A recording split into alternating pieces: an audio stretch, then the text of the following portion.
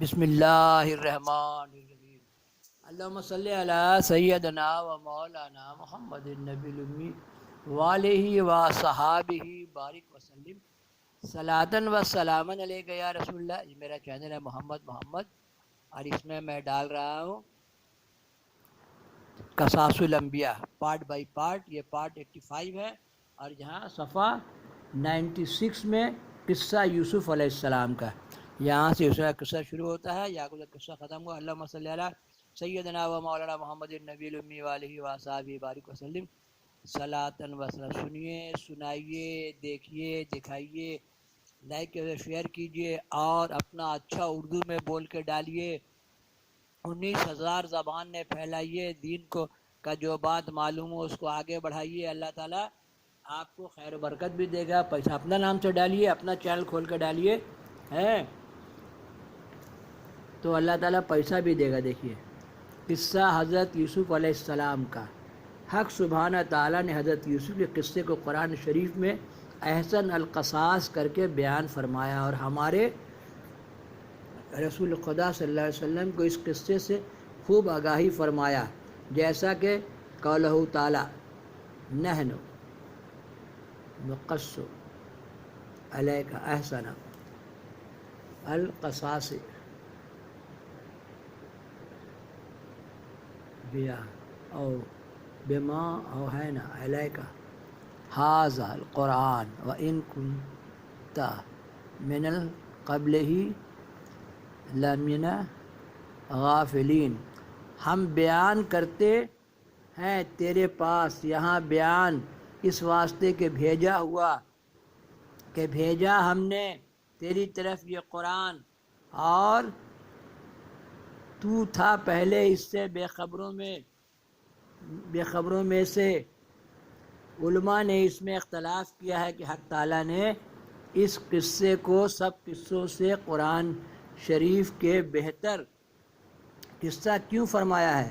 بعضوں نے کہا کہ یہ قصہ سب پیغمبروں کے قصے سے احسن ہے، اور بعض نے کہا کہ صبر جمیل یعقوب کا قرآن شریف میں مذکور ہے کہ صبر سب سے بہتر ہے، اس لیے حق تعالیٰ نے اس قصے کو احسن کہا۔ اور بعض نے کہا کہ پہلی بات خواب کی تھی، براستی تمام حقیقتیں اس میں بیان ہوئی ہیں، اور سورہ یوسف نازل ہوئے۔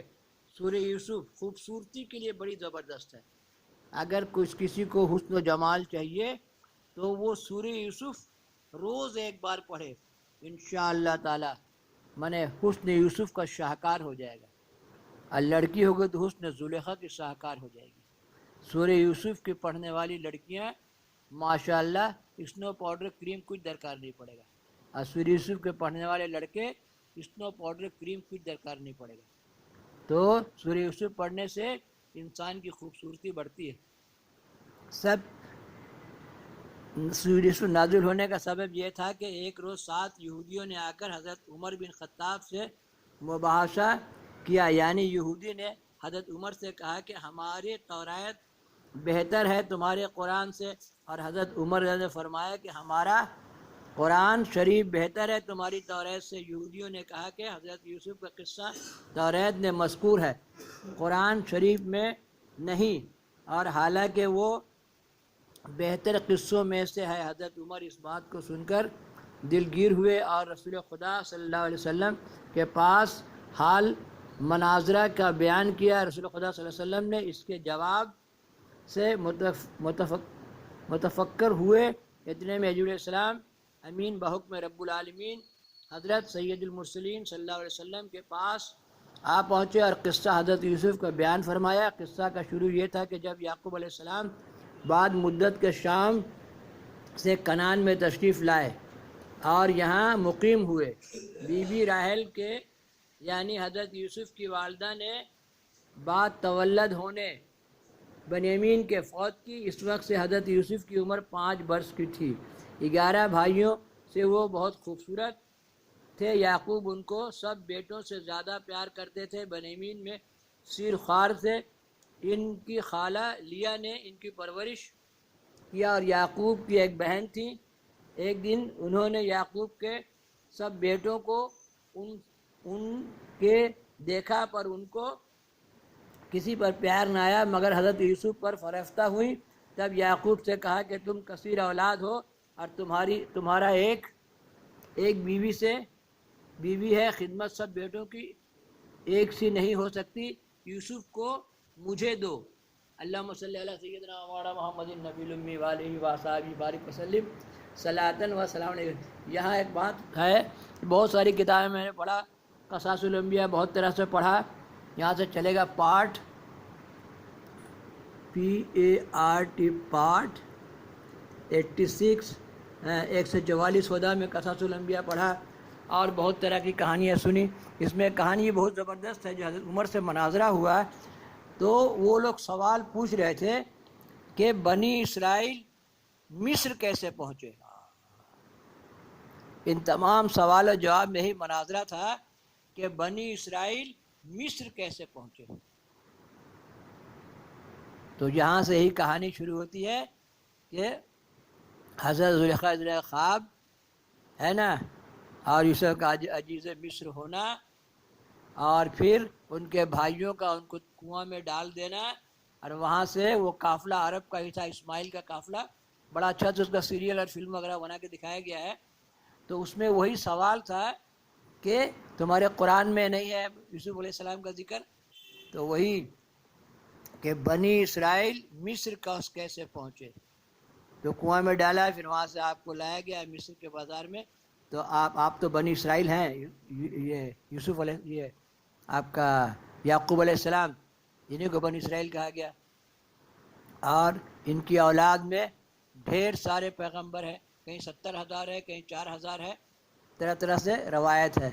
تو بنی اسرائیل مصر کیسے پہنچے، سورہ یوسف میں یہ بھی بتایا گیا ہے، اور وہی حضرت زلیخا کا قصہ ہے نا۔ اور پھر مصر کی چابی حضرت عمریہ کو ملی، مصر کی چابی حضرت عمر کو ملی۔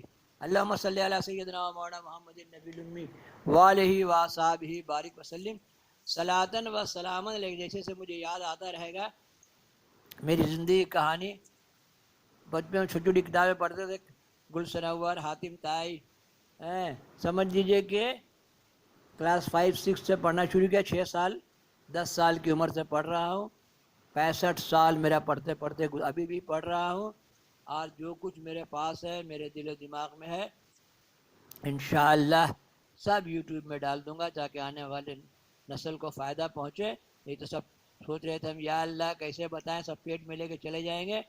اللہم صلی علی سیدنا مولانا محمد النبی الامی وآلہ وصحبہ بارک وسلم صلاۃ و سلام۔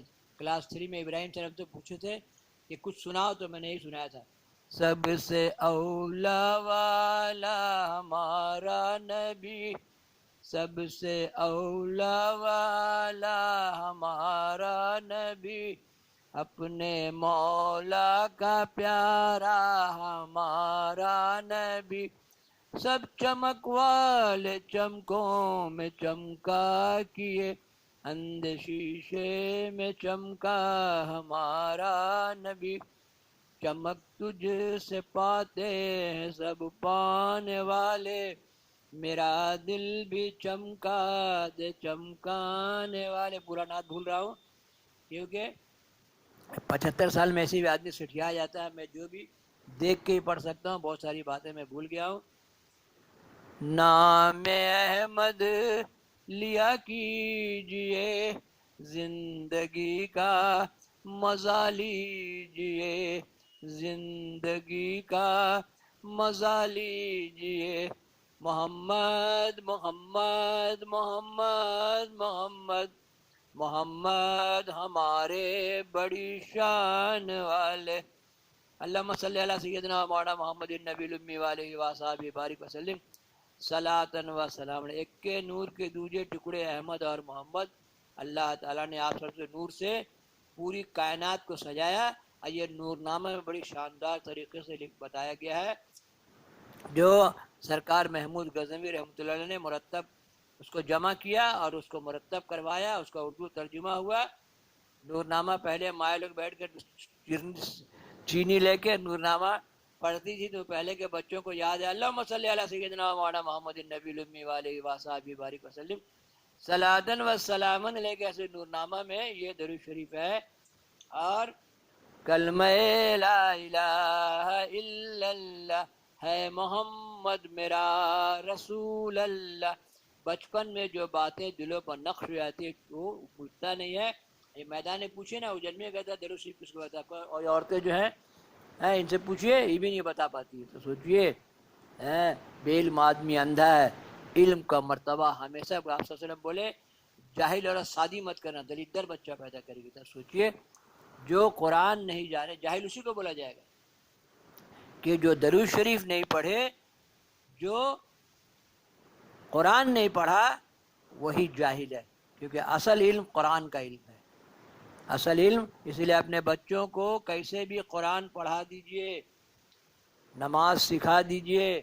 سب انگلش میڈیم ادر میڈیم سے پڑھ رہا ہے, مولوی صاحب کو بلا کے 1 گھنٹہ پڑھوائیے 2-3 سال میں قرآن وغیرہ سیکھ جائے گا. نہیں تو مصیبت آ جائے گا, فاتحہ نہیں پڑھنے جانے گا. اللہم صلی علی سیدنا مولانا محمد النبی الامی والہ وصحبہ بارک وسلم.